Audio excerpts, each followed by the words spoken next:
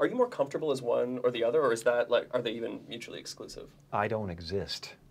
Well, hello and welcome to another video. Dr. Sil here, junior doctor from Australia on the psychiatry training program. And in today's video, we're going to be reacting to some footage of one of my favorite actors of all time, Jim Carrey. My favorite movie growing up was Ace Ventura, Pet Detective, the second one, and I must have watched it over 25 times. At one point, I think I memorized the entire movie, and I remember walking to school with a friend and going scene by scene to see how far we could go, and we made it a pretty good chunk of the movie.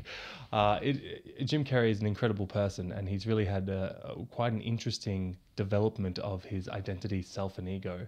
And he talks a lot about that in this video, and he talks a lot about depression. So I thought we should react to his views, and kind of, he raises some interesting discussion points around what is mental illness, what is depression, how to manage it, and I can kind of share my reflections as a doctor who works in mental health wards and is involved in the management of depression every day. The actual psychiatry ward I'm working in at the moment definitely has, you know, a focus on managing people with depressive and anxiety disorders. So if that sounds good, let's get into it.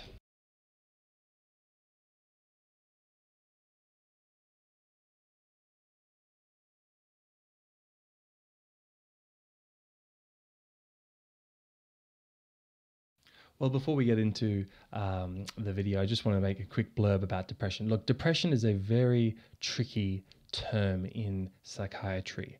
Okay, you know, we have to study the list of symptoms, you know, the checklist that means depression, anhedonia or low mood for more than 2 weeks, plus, you know, problems in concentration, sleep, loss of interest in activities that you used to enjoy. I guess that's anhedonia, sense of guilt, you know, suicidality, psychomotor slowing and retardation, and you know, we go through that stuff at med school, and you think that, all right, well, there you go, that's depression. Cool, we got the list of symptoms, so it's depression. Look, I think it's an important point to realize that the story is more important than the list of symptoms. Okay, the journey to where someone is cross-sectionally in front of you is more important than the checklist of symptoms.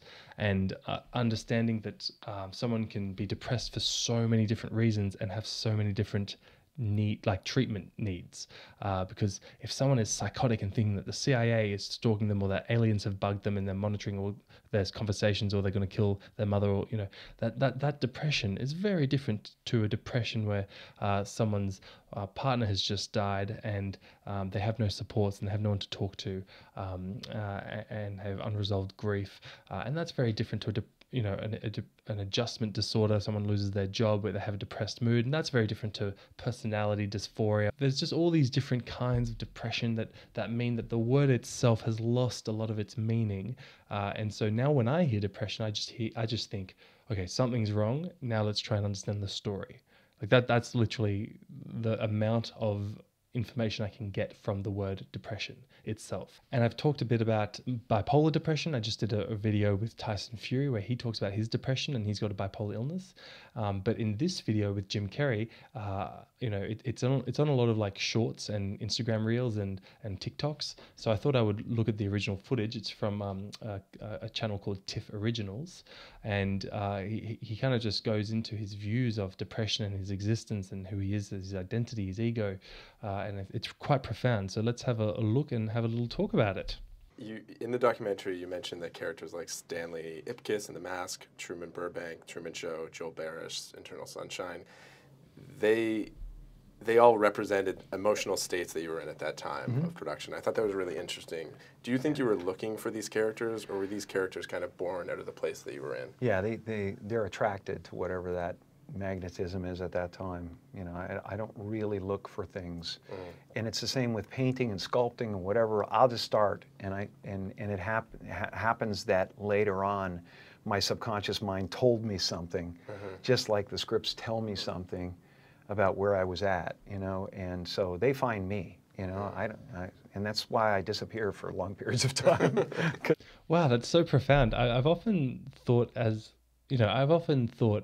guess I haven't formulated this well, but that people who work as actors struggle with depression, anxiety symptoms often because they're not spending time figuring out who they are. They're spending time being other people and doing, and fulfilling the role of their character, and they're losing a kind of introspection, because they've got this kind of persona that they're fulfilling.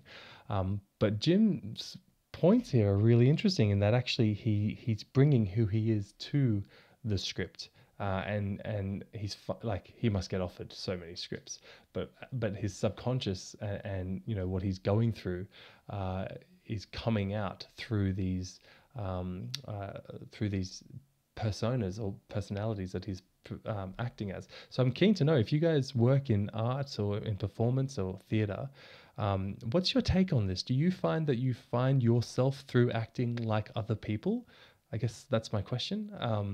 Because I would have thought that's not the case, but I don't know. I'm just curious to know what that experience is like. And share a story as to when you kind of found that, if it's the case that you find yourself through acting like other people. I'd love to hear that story. Anyway, let's keep going. People go, well, what the hell, man? You're supposed to make 2.5 movies a year. Yeah. And I go, but that's playing to a demographic, and I don't want to do that ever. And plus, when you go away a little bit, sometimes you learn a new stroke. It's like you lop your right arm off to learn how to write with your left, and then you sew the right arm back on when you've learned, and then you go, hey, check it out. And then you can come back. Still, you can do the old stuff, but the new stuff is there too. You reference, Jekyll and Hyde as an idea in the documentary, and how I don't. Jekyll does. There we go. That was Jekyll. That was Jekyll that said that. You're talking about like Jim Carrey the man, Jim Carrey the performer.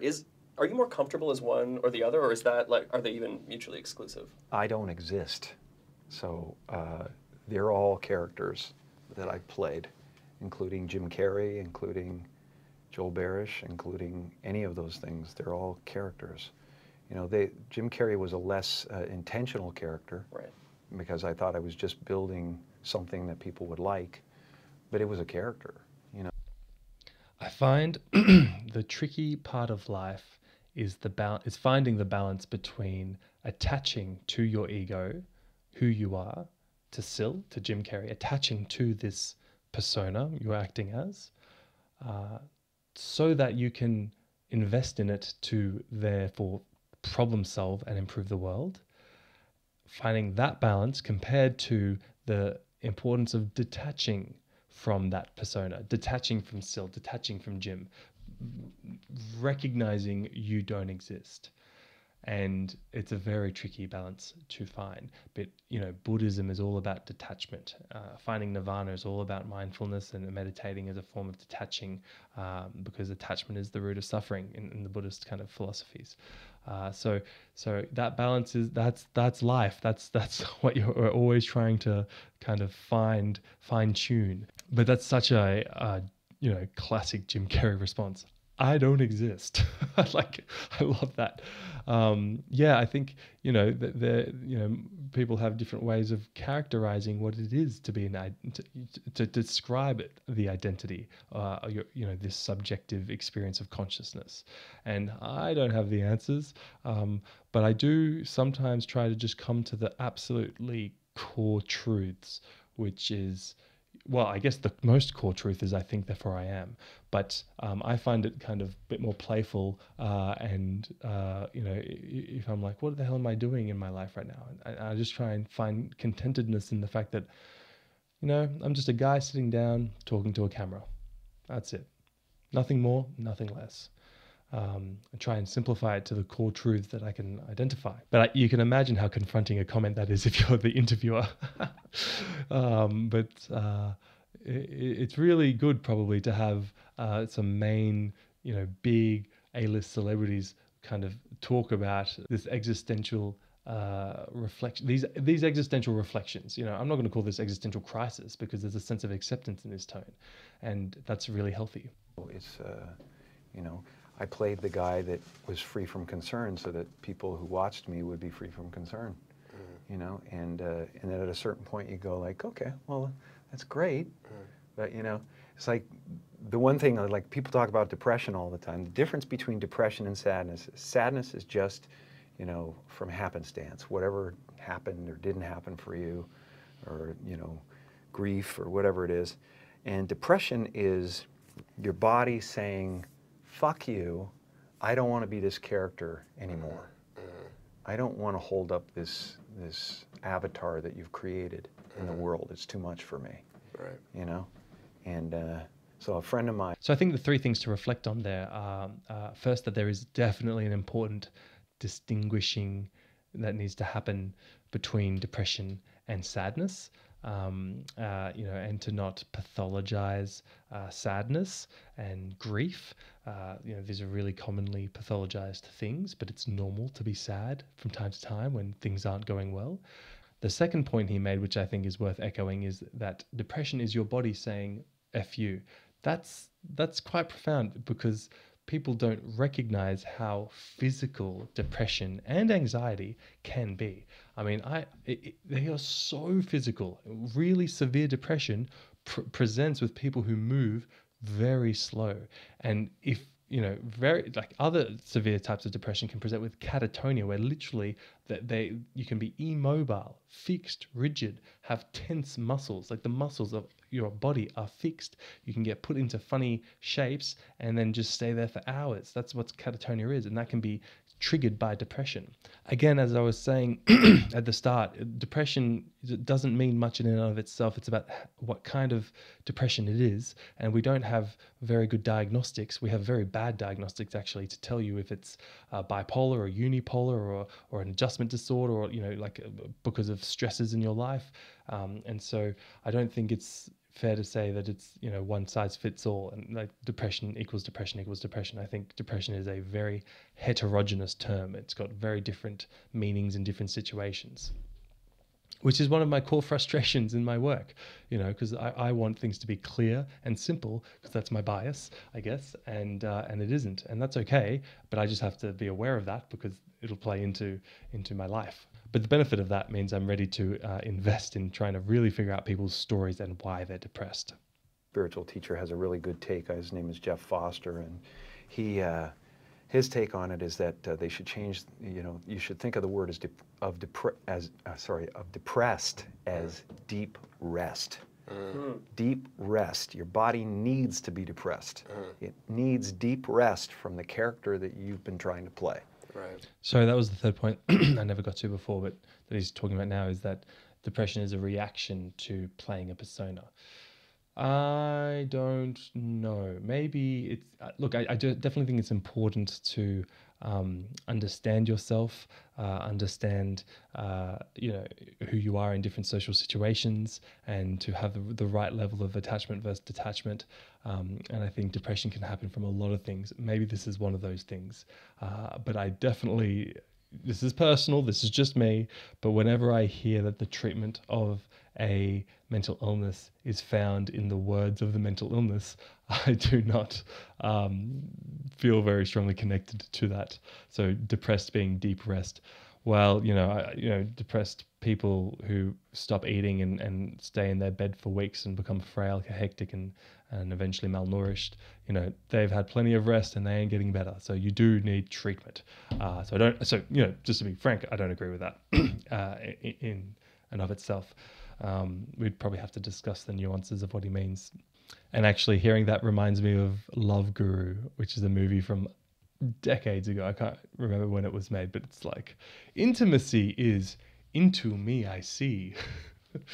And it's like, all right, that's mental. Look, you know what it is? Mental illness is freaking complicated. And often people who have very complex mental illnesses need complex solutions. And that's a sad truth. I do like simplifying complex things, but sometimes it's not as simple as deep rest. The great and powerful Oz. I'm the great and powerful Oz. How dare you come near me? Kind of thing. And you're just the sweaty guy behind the curtain. It's an amazing metaphor, in that movie. It was getting the character. That's a very good metaphor. I do like that. And that really links to what you see in persistent depressive disorder, which is that like a disorder where you see long-term, low-grade depressive mood with people who are masking and pretending to be okay, but really they just feel like they're faking it till they make it.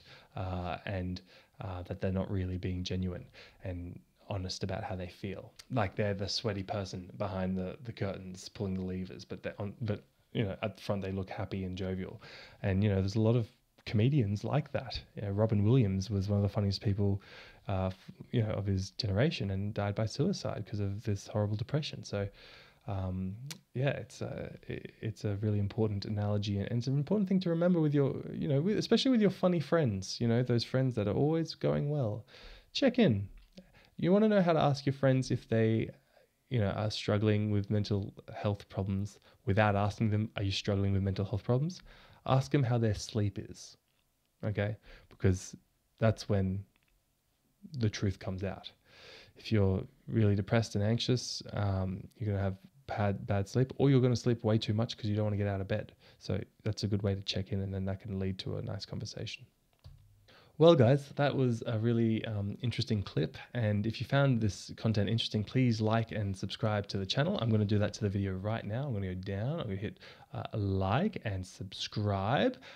Please do that the same with my channel if you want to support me. If you don't, that's fine. No hard feelings. But I found, I'm a big fan of Jim Carrey, and I love that he's kind of this now big proponent of existential reflections. And it's good for the world to have some celebrities that talk like this. It can be a bit confronting, I know, and some people find it destabilizing to identify, to talk about these things. But it's everyone goes through this. Everyone thinks about life, about consciousness, and about death. Some people try and avoid it, but it's okay to be unsure. That we don't have the answers for these things, and that's all right. And hopefully that uncertainty and the scariness that comes with that uncertainty brings us closer together instead of further apart. So guys, I just want to wish you all beautiful days full of love. If you have anything you want me to react to, please leave comments down below, and I'll see you all in the next video. All right, bye for now.